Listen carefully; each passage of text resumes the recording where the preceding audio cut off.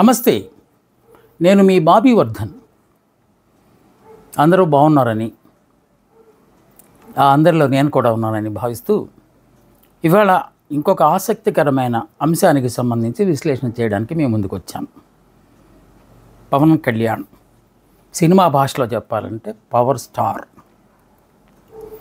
ఇప్పుడు రాజకీయంగా పవర్లోకి వచ్చిన స్టార్. ఈ మధ్యకాలంలో పవన్ కళ్యాణ్ పరివర్తన చూస్తుంటే మంచి పరిపక్వత సాధించినట్టే అనిపిస్తున్నారు. ఈ వ్యాఖ్యలన్నీ ఎందుకు చేస్తున్నారంటే ఇప్పుడు ప్రస్తుతం పవన్ కళ్యాణ్కి సంబంధించి అటు విమర్శకులు కానీ అటు విశ్లేషకులు కానీ మేధావులు కానీ చేస్తున్న వ్యాఖ్యలు ఇవన్నీ.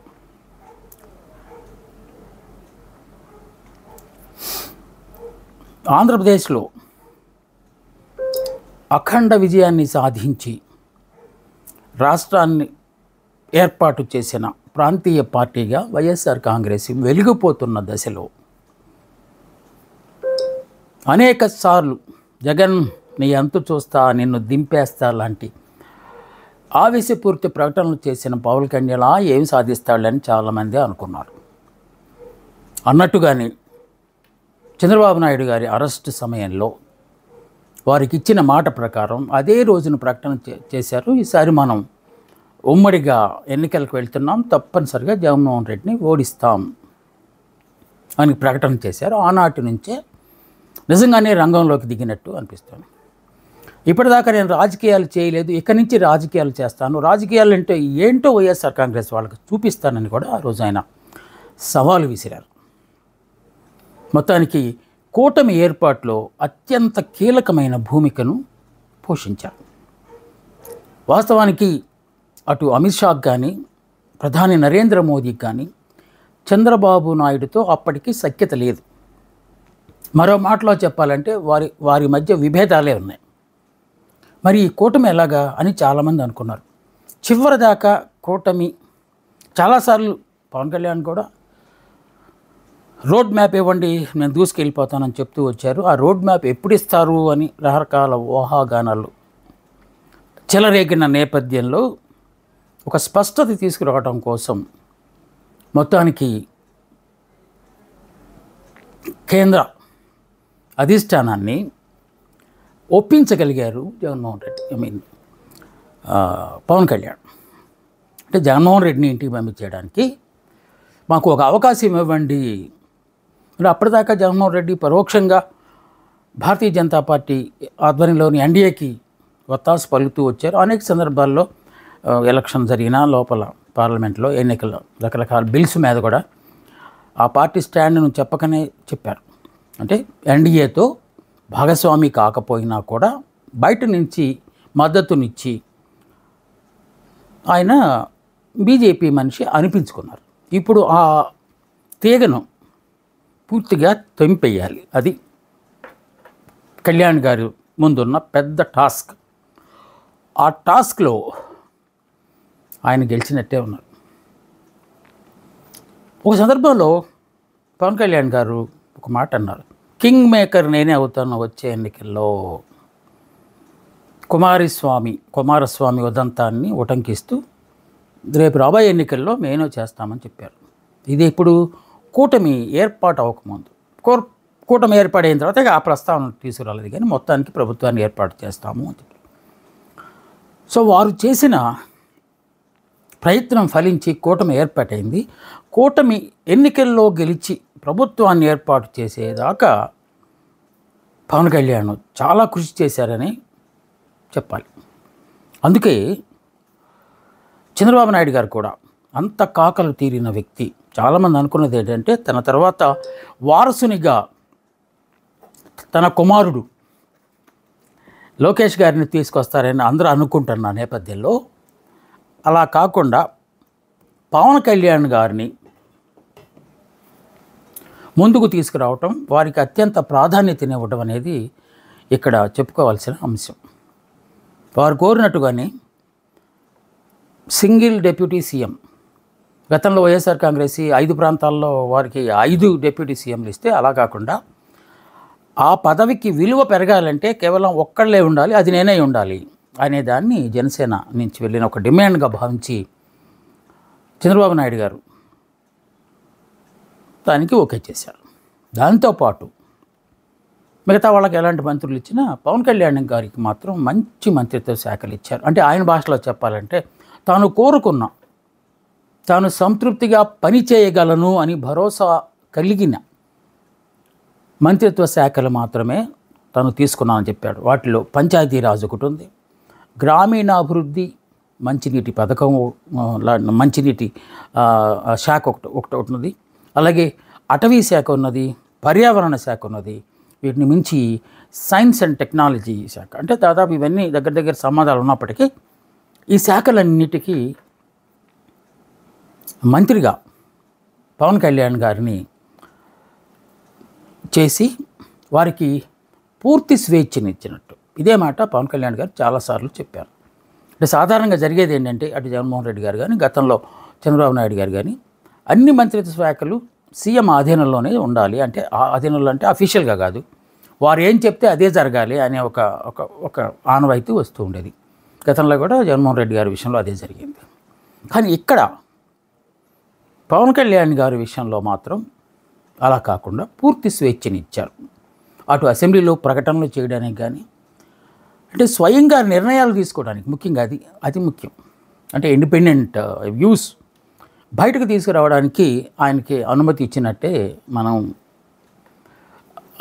అంగీకరించాం. ఎందుకంటే చూస్తున్నాం మనం అలా.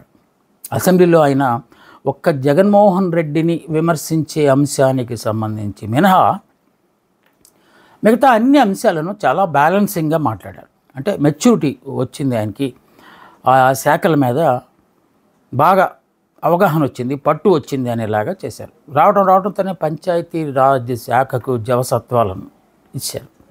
గతంలో ఏముండేది, ఈ వాలంటీర్ వ్యవస్థ సమాంతరంగా ఉండటం వల్ల సర్పంచ్లు అనేవాళ్ళు డమ్మీలు అయిపోయారు అనే ఒక అపవాదు వైఎస్ఆర్ కాంగ్రెస్ పార్టీ మీద పడింది. చెక్ పవర్ విషయంలో కూడా చాలా పెద్ద గొడవలు జరిగాయి. సో అందువల్ల ఇప్పుడు సర్పంచ్లు సగర్వంగా తిరగగలుగుతున్నారు. ఆ అవకాశం ఆ మంత్రి గారైన పవన్ కళ్యాణ్ గారే ఇచ్చారు అనేది నిర్వివాదాంశం. అలాగే అటవీ శాఖకు సంబంధించిన సమీక్షా సమావేశాల్లో కూడా ఎర్రచందనానికి సంబంధించి రకరకాల వ్యాఖ్యలు చేశారు. అధికారుల జోలికి వస్తే అంతు చూస్తానని మరి ఒక ప్రకటన చేశారు. అక్కడక్కడ చిన్న చిన్న ఆవేశాలు, అంటే పాతవన్నీ వచ్చినప్పటికీ చాలా హుందాగానే ప్రవర్తిస్తున్నారు అని చెప్పొచ్చు. ఆయన దేన్నైనా హార్ట్కి తీసుకుంటారు అనేది సినిమాల్లో చెప్పుకుంటారు. అలాగే రాజకీయాల్లో కూడా అదే జరుగుతున్నట్టు అనిపిస్తుంది. ఏ చిన్న విషయం జరిగినా కూడా ఆయన తన ఇంట్లోనే జరిగినట్టు భావించేసి, ముఖ్యంగా ఈ అమ్మాయిల మీద, పసిబిడ్డల మీద జరుగుతున్న అగత్యాలకు సంబంధించి చాలా తీవ్రంగానే స్పందించారు. హోంమంత్రి కొంచెం మేల్కోవాలి, బాధ్యత వహించాలి అన్నారు. పోలీసులు ఇంకా గట్టిగా పనిచేయాలని అన్నారు. ఆ తర్వాత ఆయన బాధపడ్డారు. తర్వాత హోంమంత్రి గారికి కూడా అమ్మ నేను అన్నది వేరే ఉద్దేశంతో కాదు అని ఆయన చెప్పారు. అది మెచ్యూరిటీ మళ్ళీ. ఎందుకంటే నేను అదే స్టాండ్ మీద ఉంటాను. చాలామంది రాజకీయ నాయకులు ఏంటంటే ఒక మాట అనేస్తే నేను అదే మాట మీద ఉంటాను, తప్పైనా ఒప్పైనా అదే మాట మీద ఉంటాను అంటారు. అలా కాకుండా నేను ఎందుకు ఆ మాట అనాల్సి వచ్చింది, తన బిడ్డల మీదే భయంకరంగా ఈ అపవాదులు వేసినందుకు, సోషల్ మీడియాలో పోస్టులు పెట్టినందుకు నేను చెల్లించిపోయి అలా మాట్లాడానమ్మా అని చెప్పి ఆయన సర్ది చెప్పారు. So that shows his maturity in politics అని మనం ఒక నిర్ధారణకు రావచ్చు. అయితే ఇంకొక ప్రశ్న, విమర్శ కూడా అక్కడ ఉన్నది. తాను ప్రతిపక్షంలో ఉన్నప్పుడు ఈ వాలంటీర్ల వ్యవస్థ ద్వారా ఉమెన్ ట్రాఫికింగ్ జరుగుతుంది, 32,000 మంది అమ్మాయిలు కనిపించకుండా పోయారు అని ఒక స్టేట్మెంట్ ఇచ్చారు కదా.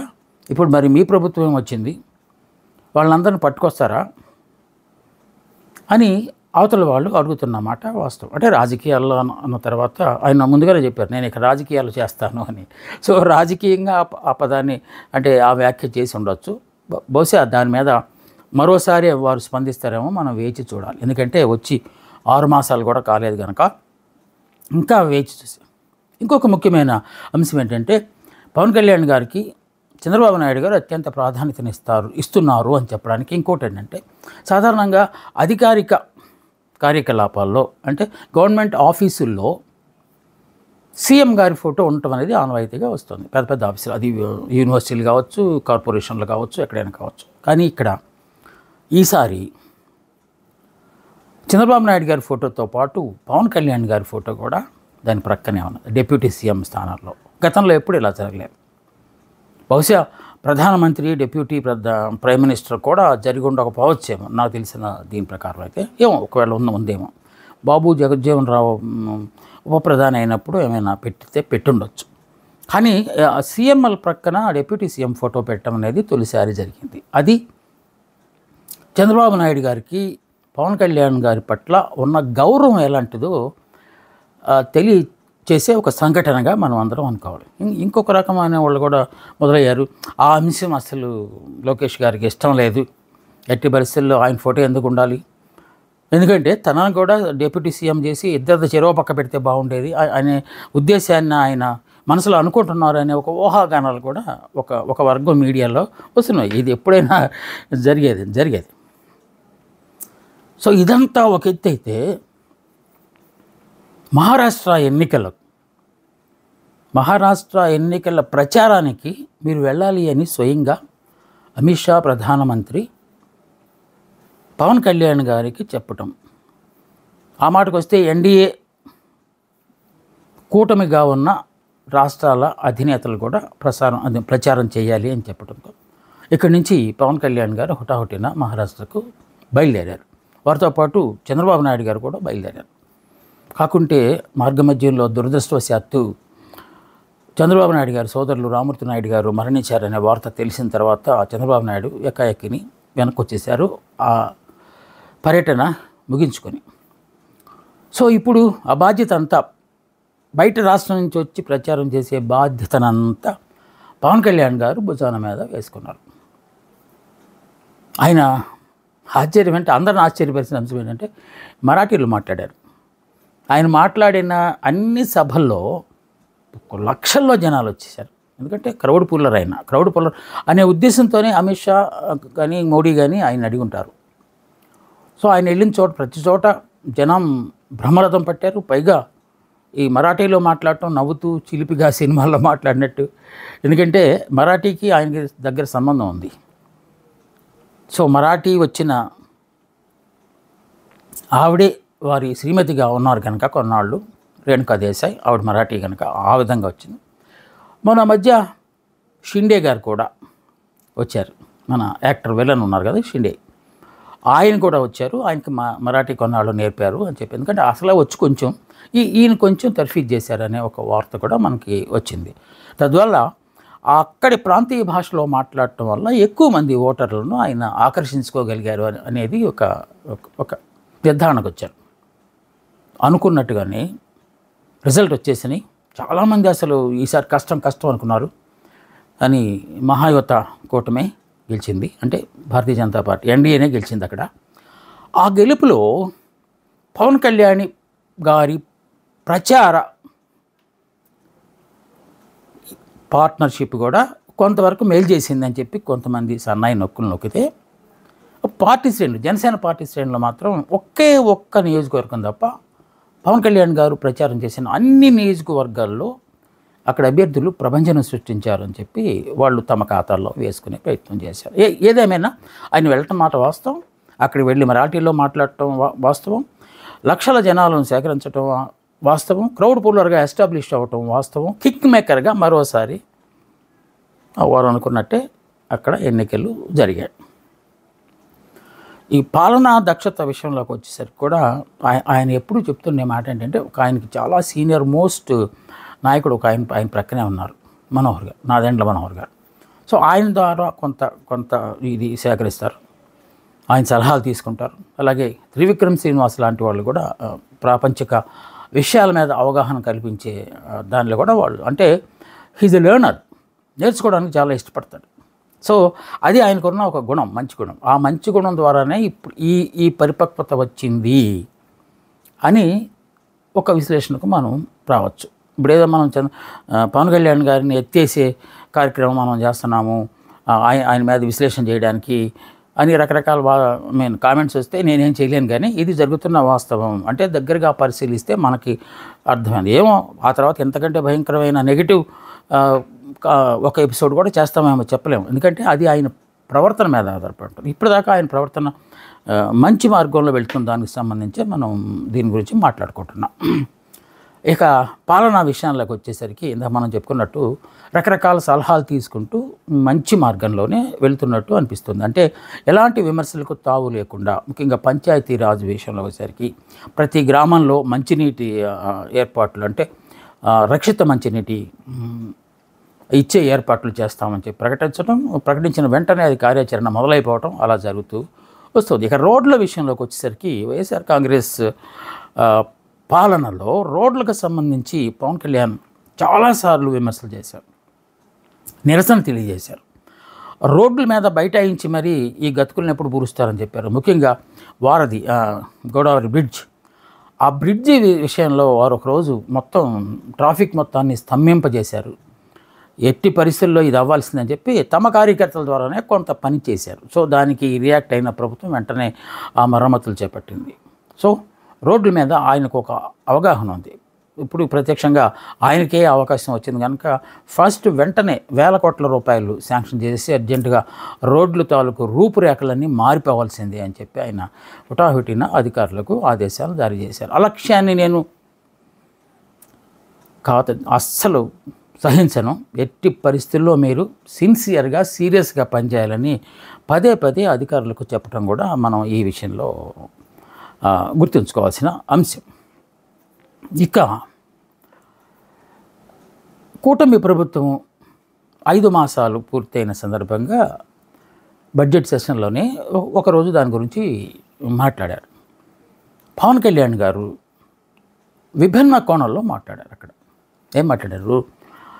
ఇలా అత్యంత అగమ్య గోచరంగా ఉన్న రాష్ట్రాన్ని ఒక గాడిలో పెట్టడానికి చంద్రబాబు నాయుడు గారు ఒక యజ్ఞంలా చేస్తున్నారు. విజయవాడ వరదల గురించి కూడా ఆయన అక్కడ ప్రస్తావించారు. ఆ వయసులో ఆయన నీళ్ళల్లో తిరిగి చేస్తుంటే నాకే ఆశ్చర్యం వేసింది అని చెప్తూ, ఇలాంటి ముఖ్యమంత్రి మనకి దాదాపు 10 సంవత్సరాలు ఉండాలి, ఇంకా రెండు టర్మ్స్ 2 విడతల మనకి ఆయనే సీఎంగా ఉండాలి అని చెప్పి ఒక ప్రకటన చేశారు. మామూలే కదా అది, ఆయన చాలా బాగా చేస్తున్నాడు, ఒక 10 years ఉంటే బాగుంటుందని ఆయన మాటల్లో మామూలుగా అనేసాడా?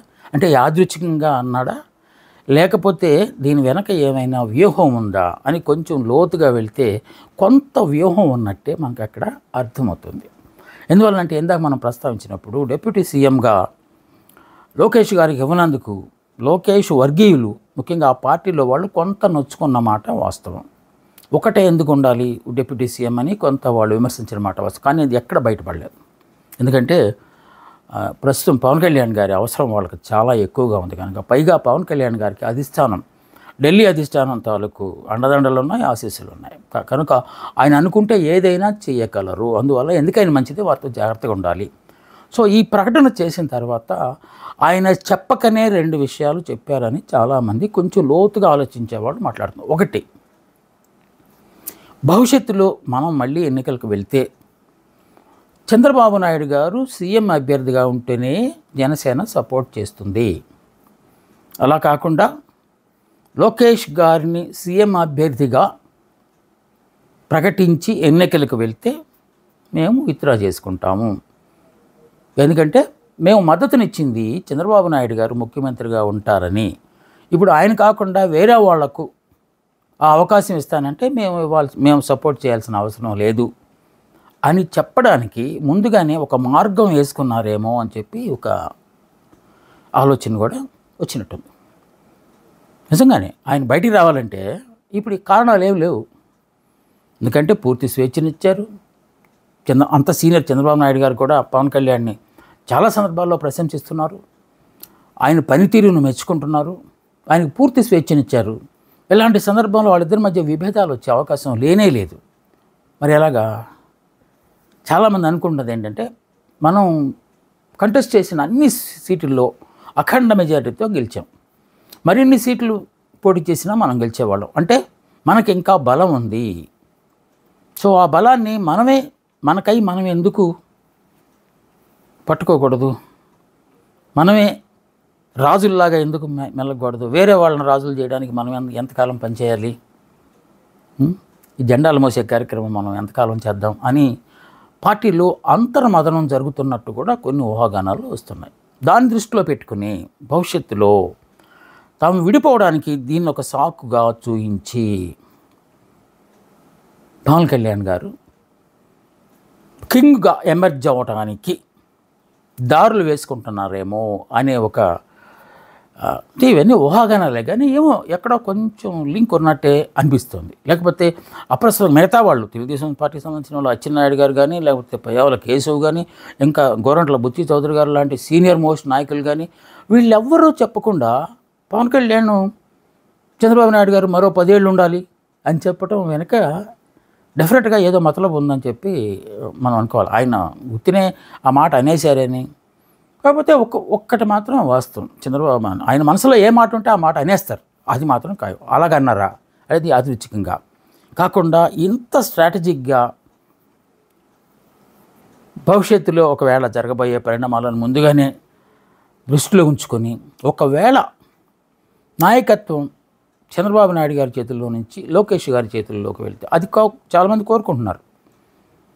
గతంలో కూడా ఒక మీటింగ్లో, ఒక ఇంటర్వ్యూలో, నేషనల్ మీడియా ఇంటర్వ్యూలో సీఎం అభ్యర్థి ఎవరు అని అడిగితే లోకేష్ గారు చెప్పారు, చంద్రబాబు నాయుడు గారు ఉన్నంతకాలం చంద్రబాబు నాయుడు గారే సీఎం అవుతారు అని చెప్పారు.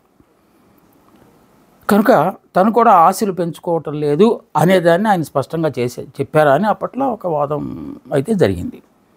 కానీ ఇప్పుడు ఈ 20 ఏళ్ళు, ఈ 10 years 2 విడతలు అసలు వస్తే, ఒకవేళ మళ్ళా ప్రభుత్వం వస్తే ఏమో ఈ 5 ఏళ్లలో ఏమైనా జరగచ్చు. మన రాష్ట్ర ప్రజల తాలూకు ఓటర్ల తాలూకు నాడిని కనుక్కోవటం చాలా కష్టం. ఎందుకంటే 82% ప్రజలకు నేను మేళ్ళు చేశాను, మరి భగవంతుడు నమ్ముకున్నాను అని చెప్పిన వ్యక్తికి 11 సీట్లతో కూర్చొని ఆయన అని చెప్పారు. అంతకుముందు 151 సీట్లు ఇచ్చి ఆశీర్వదించారు.